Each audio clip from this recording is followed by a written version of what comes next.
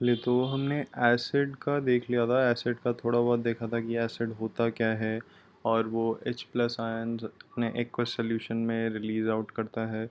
फिर हमने दो रिएक्शन पढ़े थे, जिसमें एक तो आपका मेटल कार्बोनेट के साथ था और दूसरा वाला रिएक्शन आपका था नॉर्मल मेटल्स के साथ। ठीक है, तो अब दो और रिएक्शन रहते हैं आपके मेटल के, तो सॉरी एसिड के। तो देखते हैं कि वो दो क्या क्या रिएक्शन है। तो सबसे पहले तीसरा वाला शुरू करते हैं। तो वो जो आपका रिएक्शन है वो है reaction with metal hydrogen carbonate. ठीक है, अब मेटल हाइड्रोजन कार्बोनेट क्या होता है, इसको अगर मैं जैसे शॉर्ट फॉर्म में लिखूं तो M, ये हो गया फॉर मेटल हाइड्रोजन कार्बोनेट। ठीक है, HCO3। तो हमें ये चीज़ पता है कि जो आपका कार्बोनेट होता है वो CO3 2- होता है, और जो हाइड्रोजन कार्बोनेट होता है जिसे हम बाई कार्बोनेट भी बोलते हैं, वो आपका HCO3 नेगेटिव होता है, सिंपल नेगेटिव चार्ज। ठीक है, तो इसका मेन रिएक्शन लिख लेते हैं कि असल में किस तरीके से रिएक्ट करेगा मेटल आपका एसिड के साथ और क्या बनाएगा। ठीक है, तो सबसे पहले एसिड, और यहाँ पे आ गया आपका मेटल हाइड्रोजन कार्बोनेट। ठीक है, MHCO3। ठीक है, तो ये रिएक्ट करेगा और ये बनाएगा आपका जो सॉल्ट है। ठीक है, और CO2 रिलीज आउट करेगा इसके साथ साथ वाटर। तो आप एक चीज़ नोटिस करेंगे, जो आपने कार्बोनेट में पढ़ा था वही प्रोडक्ट आपको यहाँ पर मिल रहा है। तो मतलब कि चाहे मेटल कार्बोनेट हो चाहे मेटल हाइड्रोजन कार्बोनेट हो, दोनों के दोनों सेम प्रोडक्ट आपको देते हैं। सॉल्ट देगा और साथ ही साथ CO2 रिलीज आउट करेगा और water as a by product आपको मिलेगा। ठीक है, कुछ एग्जांपल देखते हैं पहले तो इसको जानने के लिए कि असल में सेम किस तरीके से दे रहे हैं। तो लेट से मैंने HCl ले लिया और साथ में मैंने ले लिया हाइड्रोजन कार्बोनेट, कोई भी ले सकते हैं। तो Na से स्टार्ट करते हैं, NaHCO3। ठीक है, सोडियम बाई कार्बोनेट या फिर सोडियम हाइड्रोजन कार्बोनेट। ठीक है, अब देखते हैं तो किस तरीके से सॉल्ट बनेगा। सॉल्ट का प्रोसीजर आपको मैं बता चुका हूँ। देखो, ये जो है ये आपका यहाँ पे पहले से ब्रेक करो, ये आपने ब्रेक करा, और यहाँ से इसको ब्रेक करो। जो अब ब्रेक किस तरीके से करना है, ब्रेक इस तरीके से कि ये वाला आपका सिर्फ पॉजिटिव है, Na आपको पता है सिर्फ पॉजिटिव है, H आपका पॉजिटिव है, ये नेगेटिव है, एंड दिस इज नेगेटिव। तो सॉल्ट किस तरीके से बनता है, सॉल्ट बनता है आपका यहाँ का मेटल उठा के और यहाँ का नेगेटिव उठा के, तो ये दोनों रिएक्ट करेंगे। ठीक है, तो बना देगा सॉल्ट आपका NaCl, और आपको बाय प्रोडक्ट में CO2 एज रिलीज्ड आउट और H2O तो मिल ही रही है। ठीक है, सिंपल। तो ये आपका बन गया एक रिएक्शन जिसमें ये रहा आपका सॉल्ट, और इसी तरीके से बना है।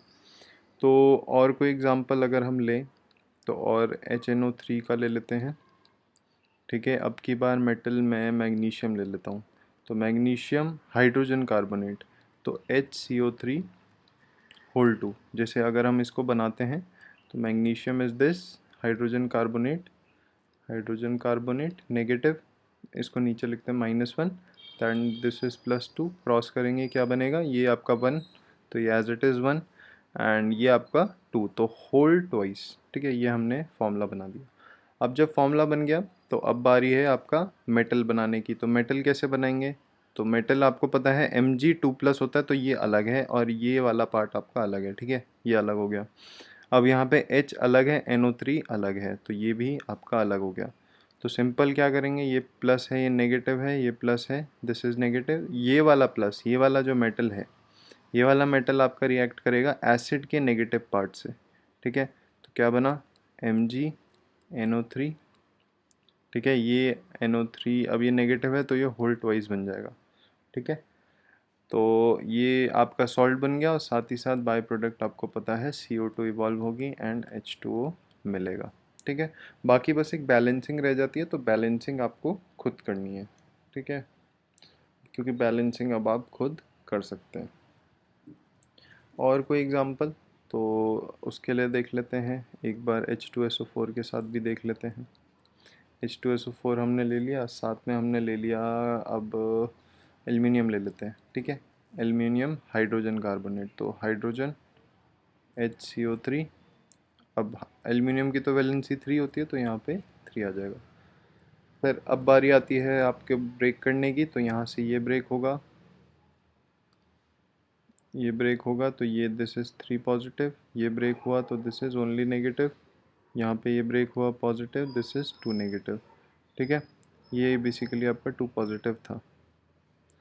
तो यहाँ पे अगर हम देखें तो पॉजिटिव नेगेटिव दोनों आपस में रिएक्ट करेंगे, क्या बनेगा आपका सॉल्ट, तो Al, ठीक है। Al, अब देखो इसको आपको कन्फ्यूजन हो सकती है क्योंकि यहाँ पे वैलेंसी अलग अलग है, तो SO4 आपने अलग अलग लिख लिया, तो Al इज़ 3, SO4 का 2 होता है, क्रॉस करा तो Al के साथ क्या आ रहा है 2, SO4 के साथ होल, SO4 के साथ होल्ड थ्राइस, ठीक है। तो सिंपल इस तरीके से आपने उसका सॉल्ट बना दिया।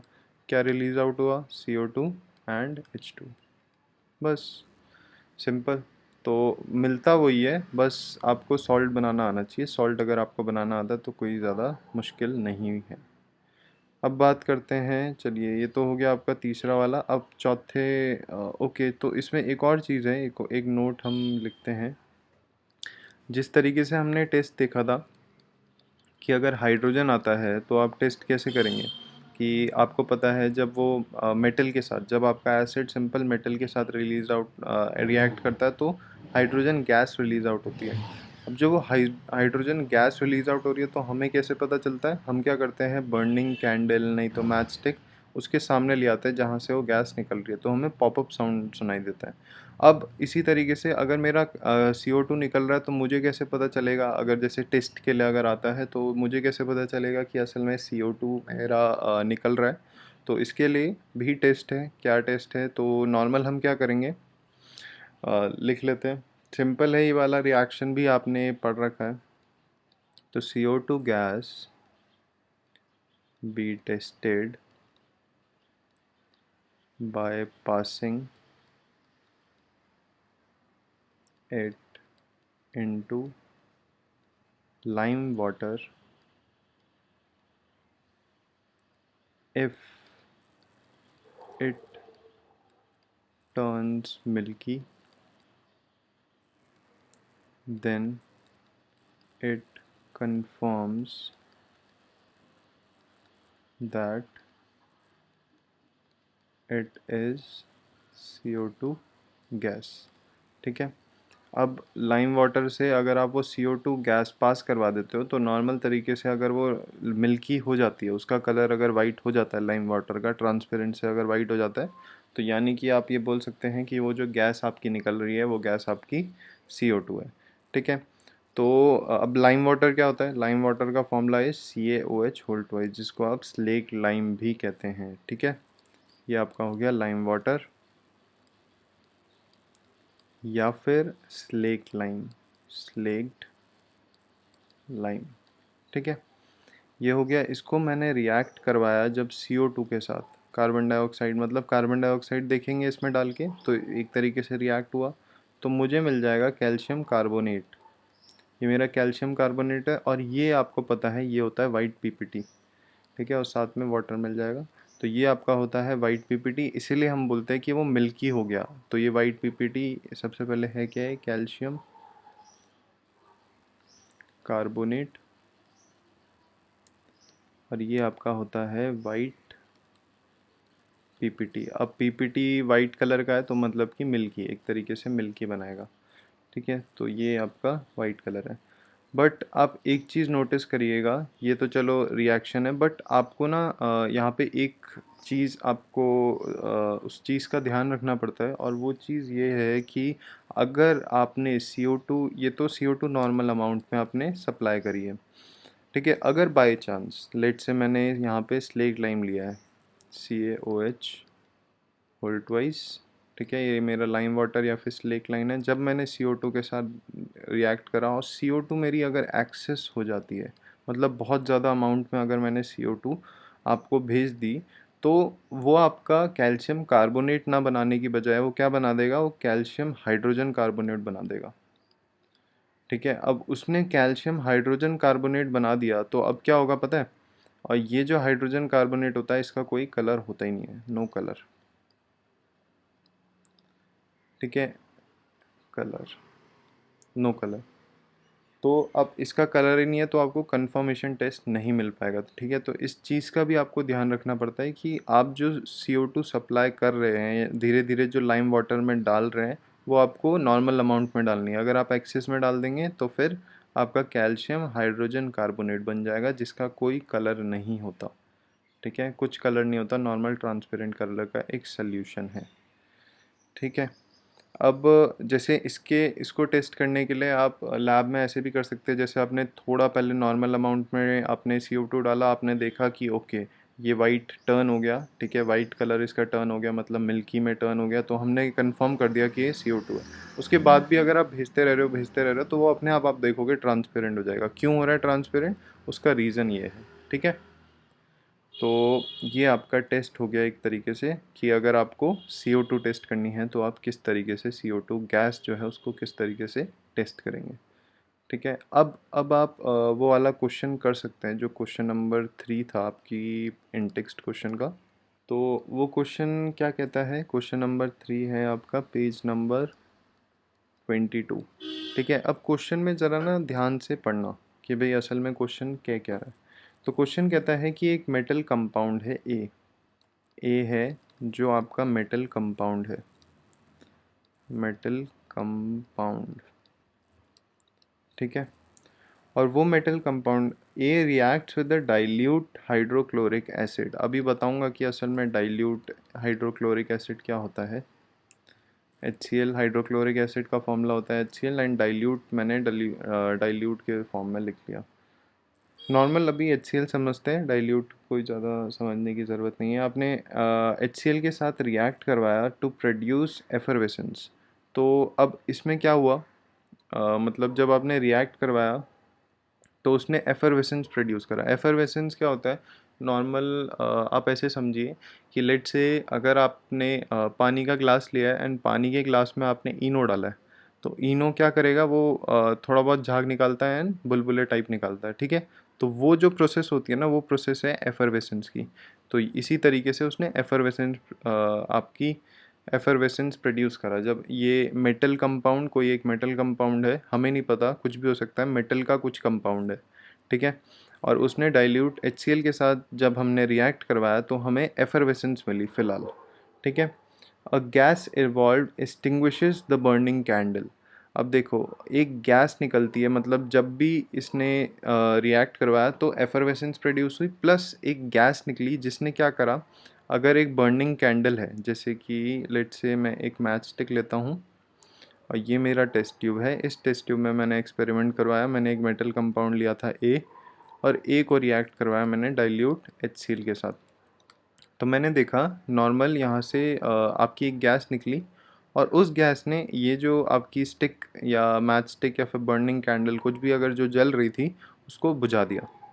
ठीक है, तो ये चीज़, अब वो गैस क्या है, तो देखो क्या होता है जब भी एफरवेसेंस जैसा कुछ आ रहा है ना, तो एफरवेसेंस समझते ही जैसे ही उसने लिखा है एफरवेसेंस, मतलब ये CO2 वाला खेल है। और यहाँ पे ये चीज़ कंफर्म, और एक बारी के लिए अगर हमें कन्फ्यूजन हो रही है कि चलो एफरवेसेंस हो रहा है एक बारी के लिए और हमें नहीं पता चल रहा है कि वो सही में हो भी सकता है क्या गैस, तो हमने यहाँ पे बर्निंग स्टिक लिया है या फिर बर्निंग कैंडल लिया है, तो हमने क्या देखा कि असल में उसने उसे बुझा दिया। अब CO2 देखो O2 करता है, O2 आपको लाइट कर देता है, लाइट कैंडल वगैरह, मतलब ये रिस्पॉन्सिबल है फॉर बर्निंग। बट उसी तरीके से CO2 आपका लाइट नहीं करता, वो बुझा देता है हर एक चीज़ को। तो इसीलिए CO2 एक्सटिंग्विश कर देता है आपकी जो भी फायर वायर कहीं पर भी लगे हैं, तभी वहाँ पे जनरली CO2 का कंपाउंड वम्पाउंड रहता है जिसकी वजह से आप बुझा पाते हैं वाटर इन सबको। ठीक है, तो यहाँ पे मेन चीज़ आती है कि उसने बुझा दिया, तो ये चीज़ हमें पता चल गई कि हमें CO2 गैस रिलीज आउट हो रही है यहाँ पे। ठीक है, एफरवेसेंस और ये जो एक्सटिंग्विश हुई हमारी मैच स्टिक या फिर कैंडल, उससे हमें ये चीज़ कंफर्म हो गई कि हमारी CO2 निकल रही है। ठीक है, तो हमें ये चीज़ पता चल गई। फिर उसने बोला है right the balanced chemical equation for the reaction if one of the compound form calcium chloride. कि उसने बोला कि CO2 जो आपने पहचान लिया, ठीक है, ये तो मेंशन नहीं है बट आपने हिडन था, आपने पहचान लिया कि जब ये एक्सटिंग्विश कर रही है, एफर्वेसेंस प्रोड्यूस कर रही है, तो मतलब CO2 की गैस हो सकती है। अब CO2 निकल रहा है और उसने बोला एक कंपाउंड उसका बन रहा है, वो कंपाउंड है आपका कैल्शियम क्लोराइड। ठीक है, अब कैल्शियम क्लोराइड बन रहा है CaCl2, ठीक है, कैल्शियम क्लोराइड बन रहा है। तो आपको उसने बोला है कि आप इसकी पूरा ए पहचानो, ए क्या है, और पूरी की पूरी आप मुझे बैलेंस्ड केमिकल इक्वेशन बना दो। ठीक है, बैलेंस्ड केमिकल इक्वेशन मुझे लिख के दिखा दो।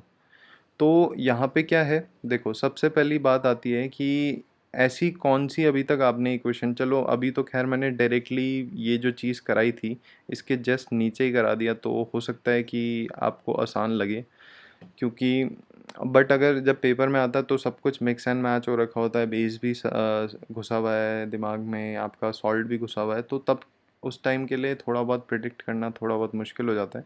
तो अभी तो कंपैरेटिवली इजी है, तो देखते हैं कि असल में वो मेटल कंपाउंड है डाइल्यूट HCl, मतलब नॉर्मल एसिड के साथ जब मैंने रिएक्ट करवाया तो मेरी CO2 निकली एंड CaCl2, ये मेरा सॉल्ट है एक तरीके से।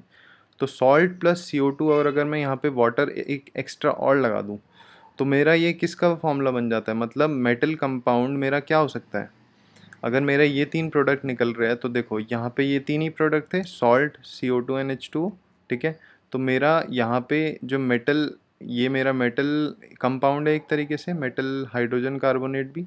तो यहाँ पे ए देखो दो तरीके हो सकते हैं, हो सकता है मेरा मेटल हाइड्रोजन कार्बोनेट हो, हाइड्रोजन कार्बोनेट, नहीं तो दूसरा मेरा हो सकता है कि मेरा मेटल सिंपल कार्बोनेट हो,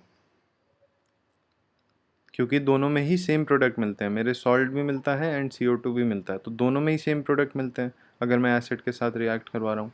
ठीक है, अब देखो यहाँ से जब उसने कैल्शियम क्लोराइड बोला तो कैल्शियम क्लोराइड से मुझे एक चीज़ तो समझ आ गई कि यहाँ से जब आपका एसिड जो होता है, एसिड और मेटल कंपाउंड जो है, मेटल कंपाउंड का मेटल रिएक्ट करता है ना, तो वो जो मेटल जब रिएक्ट कर रहा है क्लोरीन के साथ, यहाँ से क्लोरीन आया और यहाँ से आपका मेटल आएगा, तो मेटल मतलब वो मेटल आपका Ca है, ये तो चीज़ तो पक्का हो गई। तो यानी कि ए मेरा हो सकता है हाइड्रोजन कार्बोनेट, मतलब CaHCO3 होल ट्वाइस, ये हो सकता है, नहीं तो मेरा CaCO3 हो सकता है। ये दोनों में से कोई एक कंपाउंड होगा आपका, अभी हमें नहीं पता कि क्या है ए आपका। ठीक है, अब थोड़ा अगर हम वर्ड्स के ऊपर ध्यान देना तो आपको लिखा है मेटल, मेटल कंपाउंड। ठीक है, सिंपल मेटल कंपाउंड लिखा है। अब जब ये मेटल कंपाउंड लिखा है तो यहाँ पे मेन बात ये आती है कि ये जो कंपाउंड है ये हो सकता है सॉलिड हो। ठीक है, बट आपको ये चीज़ पता होनी चाहिए कि जो आपका हाइड्रोजन का कंपाउंड, हाइड्रोजन कार्बोनेट का जो भी कंपाउंड होता है ना, ये हमेशा आपका सल्यूशन में प्रेजेंट होता है। सल्यूशन मतलब हमेशा लिक्विड फॉर्म में प्रेजेंट होगा, नहीं तो मतलब जनरली सल्यूशन, इसके आगे हमेशा सल्यूशन लिखा हुआ होगा कि solution of calcium hydrogen carbonate, या फिर अगर ऐसे लिखा होता कि सल्यूशन ऑफ मेटल कंपाउंड, इस तरीके से लिखा होता, मतलब सल्यूशन टर्म आपकी मेंशन होनी चाहिए, तो हम कंफर्म कर सकते हैं कि असल में वो ये है। बट यहाँ पे कहीं पर भी सल्यूशन आपका लिखा नहीं है। ठीक है, अब जब सल्यूशन नहीं लिखा तो साफ सीधी बात है कि आपका वो जो कंपाउंड है वो है कैल्शियम कार्बोनेट। ठीक है, तो हमने वो पहचान लिया, मेटल कंपाउंड लिखा है जिसकी वजह से वो है आपका कैल्शियम कार्बोनेट। तो आपने ए की वैल्यू पहचान ली। अब ए की वैल्यू जब हम इस इक्वेशन में डालेंगे तो हमें क्या मिलेगा, CaCO3। मैंने जब रिएक्ट करवाया डाइल्यूट HCl के साथ तो मुझे क्या मिला, मुझे मिला CaCl2 plus CO2 release out हुई एंड वाटर। ठीक है, ये चीज़ें मुझे मिली। अब आपका काम है कि आप इसे बैलेंस करेंगे। अगर आप इसमें डाइल्यूट नहीं लिखना चाहते तो मत लिखिए, ठीक है, नॉर्मल तरीके से बैलेंस करिए। तो ये बैलेंसिंग बस आपका काम है, और यहाँ पे लास्ट में आप यहाँ पे लिखेंगे बैलेंस्ड, बैलेंस्ड इक्वेशन। लास्ट में आपका काम है कि आप यहाँ पे बैलेंस्ड इक्वेशन करके ये आपका फाइनल आंसर आ जाएगा। ठीक है, तो ये आपका हो गया क्वेश्चन नंबर 3। चलिए, तो अब नेक्स्ट टॉपिक की तरफ बढ़ते हैं। तो नेक्स्ट टॉपिक आपका आता है बेस। अब थोड़ा बहुत हम बेस के बारे में पढ़ेंगे, ठीक है। बेस, अब बेस क्या होता है? तो जिस तरीके से मैंने एसिड का लिखा था कि एसिड प्लस वाटर या फिर एक्वस सॉल्यूशन, तो इसी तरीके से अगर मैं बेस प्लस वाटर, और वो भी वाटर मेरा एक्वस सॉल्यूशन वाला हो, तो वो मुझे क्या बना के देगा? वो मुझे रिलीज आउट करवाएगा ओ एच नेगेटिव आयन। जिस तरीके से H प्लस आयन्स आपके एसिड में रिलीज आउट हो रहे थे, तो यहाँ पे आपके O H negative ions release out हो रहे थे, ठीक है। ये आयन्स रिलीज आउट होंगे। ये बेसिक डिफरेंस है दोनों में, ठीक है। बाकी डिफरेंस वगैरह तो आप लिख ही सकते हैं कि असल में it is bitter in taste and soapy soapy on touch, ठीक है। सोपी सा होता है और कड़वा होता है अगर हम टेस्ट करें तो। फिर it turns red litmus to blue, ठीक है। जो भी रेड लिटमस है उसको ब्लू में चेंज कर देगा। तो ये जनरल जिस तरीके से एसिड की लिखी थी उस तरीके से हमने बेस की भी लिख दी, ठीक है। तो ये आपका हो गया। अब इसके अलावा अगर हम थोड़े बहुत एग्जांपल देखना चाहें बेस के, तो बेस के आपके एग्जांपल है सोडियम हाइड्रोक्साइड, ठीक है, जिसका फॉर्मूला आपका होता है NaOH, और इसको हम कॉस्टिक सोडा भी बोलते हैं, कॉस्टिक सोडा, ठीक है। ये आपका हो गया सोडियम हाइड्रोक्साइड। प्लस आपका होता है सोडियम कार्बोनेट। तो सोडियम कार्बोनेट का फॉर्मूला Na2CO3। ये आप खुद बना सकते हैं अब तो आसानी से। और इसको हम एक और नाम से, मतलब इसका कॉमन नेम होता है आपका वॉशिंग सोडा, वॉशिंग सोडा के नाम से हम जानते हैं, ठीक है। तो ये कुछ है आपके बेस के बारे में। इसी तरीके से बेस के भी थोड़े मतलब डेंजरस बेसेस होते हैं, फिर आपके थोड़े माइल्ड बेसेस होते हैं, फिर काफ़ी ज़्यादा माइल्ड होते हैं। तो इसी तरीके से कैटेगराइजेशन है, तो उसमें हमें इतना नहीं जाना। सिंपल आप बेस का ये समझिए, और थोड़े बहुत इसके रिएक्शन है, ज़्यादा भी इसके रिएक्शन इतने नहीं हैं। तो आज हम वहीं तक करेंगे फ़िलहाल तो चलिए फिर एक काम करते हैं, एसिड और बेस के बीच में थोड़ा बहुत डिफरेंस भी लिख लेते हैं कि असल में एसिड एंड बेस के बीच में अगर डिफरेंस आ जाता है तो आप क्या डिफरेंस लिखेंगे। तो सबसे पहले बात, एसिड एसिड से शुरू करते हैं। तो एसिड का पीएच, मैं आपको पीएच का मतलब समझाऊंगा बाद में क्या होता है। असल में पीएच एक वैल्यू होती है, और अगर उस पीएच की वैल्यू लेस देन 7 है, पीएच एक काइंड ऑफ स्केल समझिए आप, ठीक है, और उसमें वैल्यू आपकी 12 तक होती है। यहाँ से 0 से स्टार्ट होकर 12 तक होती है, और बीच में आपका होता है 7। तो अगर 7 से कम अगर आपका आता है, 12 या 14 तक होती है आई गेस, तो अगर 7 से कम आता है तो मतलब वो एसिड है। वो पीएच की वैल्यू अगर 7 से कम आती है तो मतलब एसिड है, और अगर 7 से ज़्यादा आती है तो मतलब कि वो बेस है, ठीक है। तो पीएच इज़ लेस देन 7, आपका 7 से कम होता है। वहीं जब मैं बेस की बात कर रहा हूँ तो जो पीएच है, पीएच एक तरीके से स्केल समझिए, यहाँ 0 है, यहाँ 7 है, एंड यहाँ 14 है। तो अगर 7 से ज़्यादा आती है तो हम उसे बोलेंगे कि वो आपका बेस है। तो पीएच इज़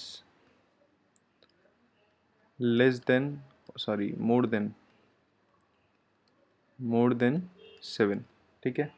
अब इसमें हम एक और चीज़ समझ लेते हैं कि असल में जैसे अगर मैं बोलता हूँ वीक एसिड, ठीक है, तो वीक एसिड का मतलब है कि उसकी वैल्यू यहाँ कहीं आ रही होगी, मतलब यहाँ कहीं ऐसे आ रही होगी। बट अगर मैं बोल रहा हूँ स्ट्रॉन्ग एसिड, तो स्ट्रॉन्ग एसिड की वैल्यू बिल्कुल कम, जैसे 0 हो सकती है, 1 हो सकती है, 2 हो सकती है, तो वो है आपके स्ट्रॉन्ग एसिड।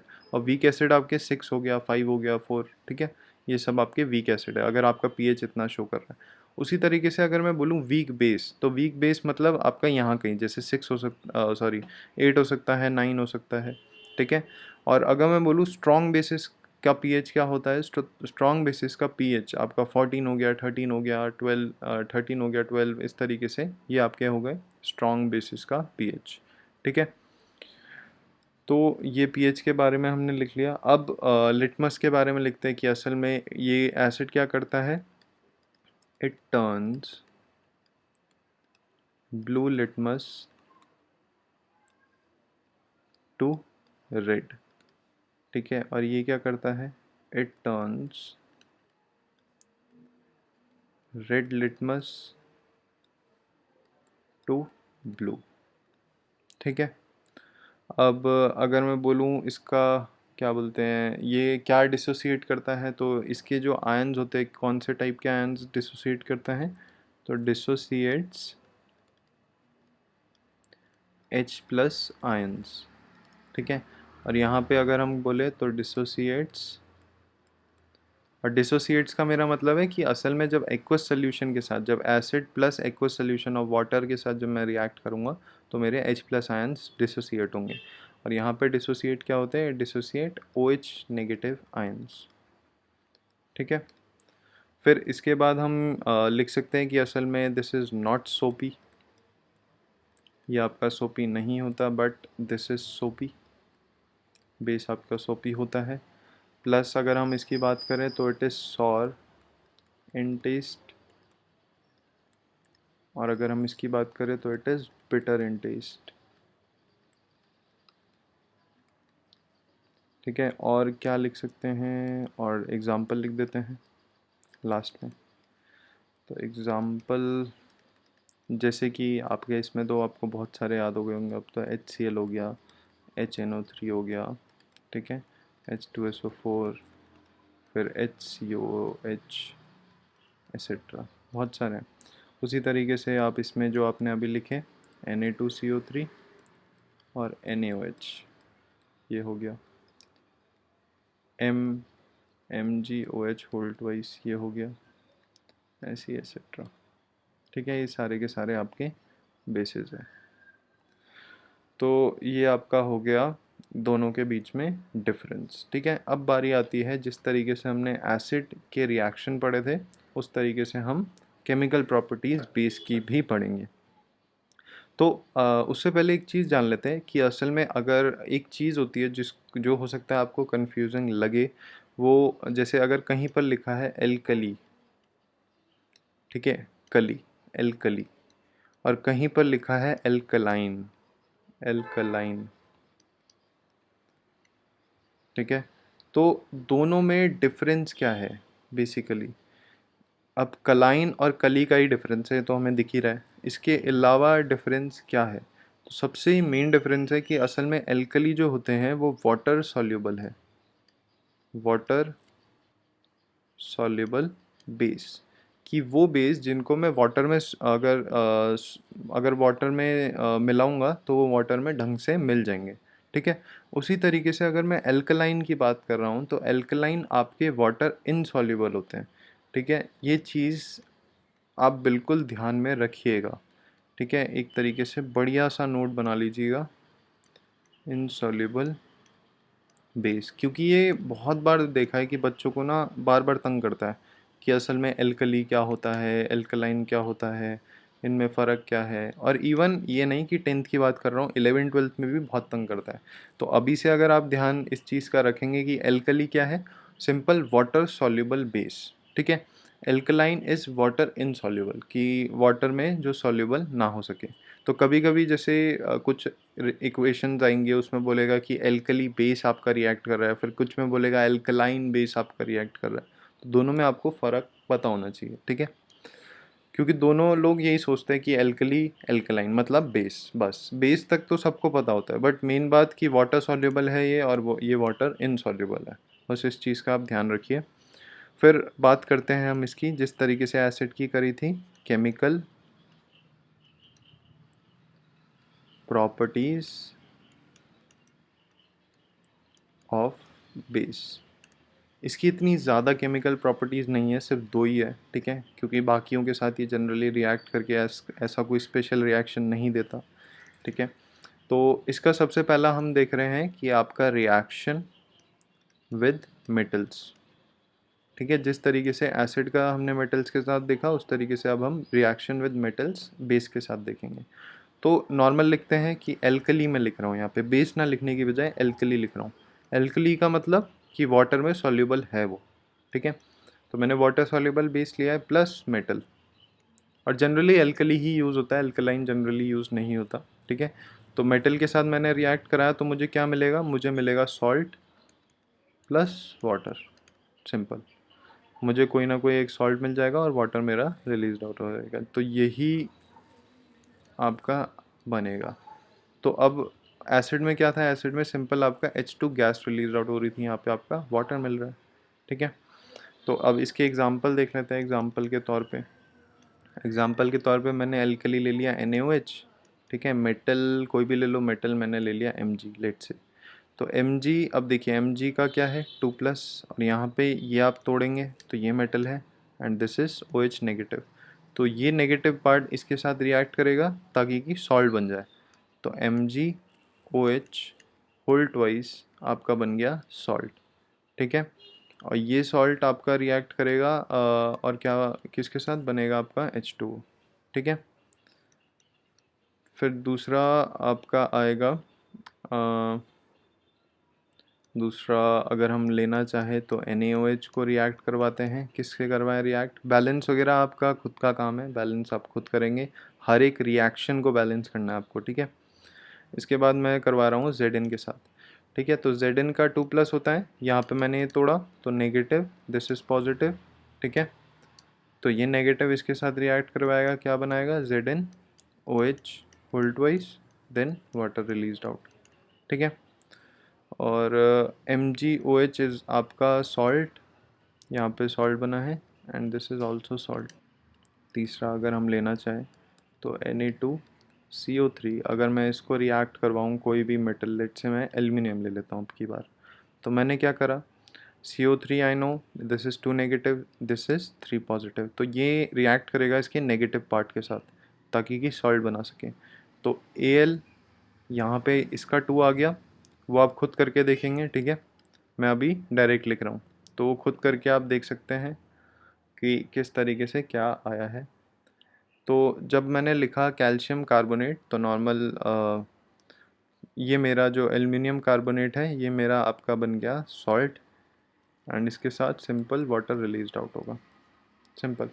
इस तरीके से आपके बनते हैं सारे के सारे इनके इसके बेस पे, इसके बेसिस पे, ठीक है। बेस आपका यही है। फिर दूसरा अगर हम देखें, दूसरा और इसका लास्ट होगा वो कि बेस का, कि आपका रिएक्शन विद आपके NCERT के according reaction with non metal oxide, ठीक है। अब मैंने आपको एक चीज़ बताई थी कि जो आपकी नॉन मेटेलिक ऑक्साइड्स होती हैं वो किस नेचर की होती है, वो आपकी एसिडिक इन नेचर होती है, एसिडिक इन नेचर। और आपकी मेटल ऑक्साइड्स आपकी उस तरीके से बेसिक इन नेचर होती है, ठीक है। तो अब इसको समझने के लिए नॉन मेटेलिक ऑक्साइड, चलिए तो सबसे पहले हम लेते हैं इसका बेस रिएक्शन बताते हैं। तो बेस रिएक्शन आपका होगा एल्कली, वाटर सॉल्युबल बेस मैंने लिया है, उसको जब मैं रिएक्ट करवा रहा हूँ नॉन मेटेलिक ऑक्साइड के साथ, तो मुझे सिंपल सॉल्ट मिलेगा and water as a by product. यहाँ पे वाटर आपको हमेशा एज अ बाय प्रोडक्ट मिलेगा, ठीक है, और सॉल्ट वगैरह तो मिलेगा ही मिलेगा। तो सिंपल इसका बेस रिएक्शन है, और उससे भी सिंपल इसके एग्जांपल्स होंगे अगर आप करेंगे। जैसे कि अब लेट से मैंने ले लिया NaOH, ठीक है, NaOH बेस ले लेते हैं। नॉन मेटेलिक ऑक्साइड, अब नॉन मेटल आपको पता होना चाहिए, नॉन मेटल कौन से होते हैं, नॉन मेटल होते हैं जिनके जो भी, जैसे लेट से अगर मैं बोल रहा हूँ नाइट्रोजन, तो नाइट्रोजन का क्या है 3 नेगेटिव, ठीक है। अब लेट से मैं कार्बन बोल रहा हूँ तो कार्बन भी फ़िलहाल के लिए नॉन मेटल में आता है। फिर अब कोई भी चीज़, जैसे अगर मैं बोल रहा हूँ जिसके आगे बेसिकली सल्फ़र, तो सल्फ़र 2 नेगेटिव, तो ये सारे के सारे नॉन मेटल है। और वहीं अगर मैं पॉजिटिव वाला बात करूँ तो Na पॉजिटिव, ये सारे के सारे मेटल्स हैं आपके, ठीक है। तो ये सारे नॉन मेटल्स है, तो फिलहाल के लिए अभी CO2 ले लेते हैं, ठीक है। अब CO2 के साथ जब इसने रिएक्ट कराया तो ये डायरेक्ट नहीं होगा, क्योंकि ये आपका क्या है, ये गैसियस स्टेट में, तो इसको पहले डाइल्यूट करवाएंगे हम एसिड में। तो ये अगर हम बोले इट मिक्स विद वाटर, जब आपका मिक्स विद वाटर, तो जब ये वाटर के साथ मिक्स होता है CO2, तो आपको क्या मिलता है, आपको मिलता है कार्बोनिक एसिड, ठीक है। और ऐसी लिमिटेड चीज़ें हैं जो आपको बस इसका याद रखना है जनरली। तो कार्बोनिक एसिड इज़ लाइक कि H2CO3, ये इसका फॉर्मूला होता है। अब आपको इसकी जगह ये रिप्लेस कर देना है, क्योंकि आप फ़िलहाल के लिए नॉन मेटेलिक ऑक्साइड के साथ करवा रहे हैं, वो सही है, बट गैस के साथ रिएक्ट नहीं कर सकता कोई भी कंपाउंड। तो गैस के साथ उसको हमने लिक्विड स्टेट में चेंज कर दिया, तो मतलब वो एक तरीके से एसिड बन चुका है अब। तो एसिड जब बन चुका है, तो अब आपको क्या देखना है, आपको अब पॉजिटिव पार्ट देखना है। तो पॉजिटिव पार्ट आपका क्या है, this is the metal, main metal.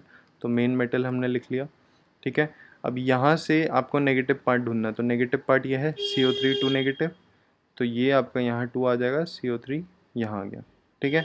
तो सिंपल आपका ये आपका कंपाउंड बन गया, ये आपका है सॉल्ट।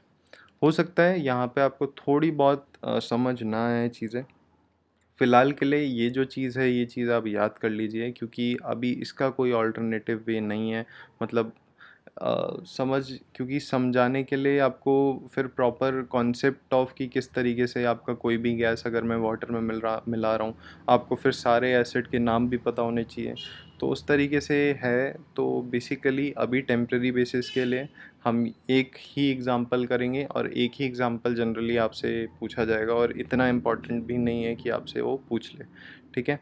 तो यही एग्ज़ाम्पल हम जनरली करते हैं। तो ये एग्ज़ाम्पल के बेसिस पे अगर कोई वैसे जनरली आता नहीं है, बट अगर आ जाता है तो उसका भी हम ऑल्टरनेटिव बाद में देख लेंगे। अभी के लिए फ़िलहाल आप ये चीज़ याद रखिए कि अगर मेरा CO2 मेरा वाटर के साथ रिएक्ट करता है, तो सिंपल मुझे कार्बोनिक एसिड मिलेगा, H2CO3, ठीक है।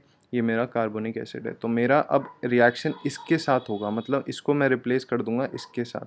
तो बेसिकली मेरा मतलब क्या है कि NaOH मेरा रिएक्ट करवा रहा है इसके साथ, ठीक है, इसके साथ नहीं। अब CO2 के साथ रिएक्ट नहीं कर रहा है, अब इसके साथ कर रहा है, तो इसका 2 नेगेटिव एंड इसका पॉजिटिव, ये दोनों आपस में कंबाइन हो गए, जिससे आपको ये मिल गया as a salt and water as a by product. बाकी बैलेंसिंग आपके ऊपर है कि बैलेंसिंग आप किस तरीके से करेंगे, ठीक है।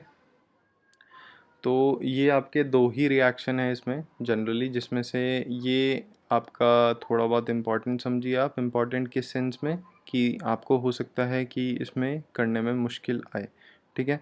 तो जितने ज़्यादा आप क्वेश्चन करेंगे, इसीलिए जितने ज़्यादा आप कंपैरेटिवली क्वेश्चन करेंगे, उतने ज़्यादा आप क्वेश्चन से फेमिलियर होंगे।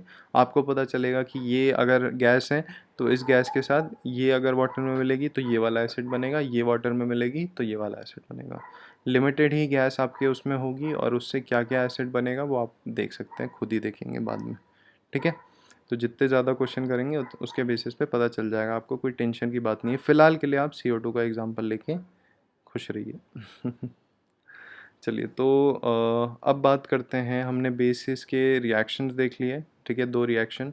अब चलिए एक काम करते हैं, यहीं पर ख़त्म करते हैं, नेक्स्ट क्लास में वो बाकी देखेंगे। तो आपके लिए होमवर्क रहेगा कि आप सिंपल रिवाइज़ करें, एंड ये जो मैंने इक्वेशन लिखवाई है, इसके ऊपर थोड़ी बहुत रिसर्च करें खुद ही, ठीक है। जो आपकी ये सेकेंड वाली रिएक्शन है, इसके ऊपर खुद ही थोड़ा बहुत रिसर्च करें, ताकि कि आपको ऐसा ना लगे कि मतलब ये अटपटा सा क्या है। तो उसके ऊपर जितना आप खुद रिसर्च करेंगे, जितना खुद देखेंगे, क्वेश्चंस देखिए, ठीक है, डील करिए, और अगर डाउट आता है तो पूछिए, ठीक है। तो चलिए फिर आज की वीडियो के लिए बस इतना ही।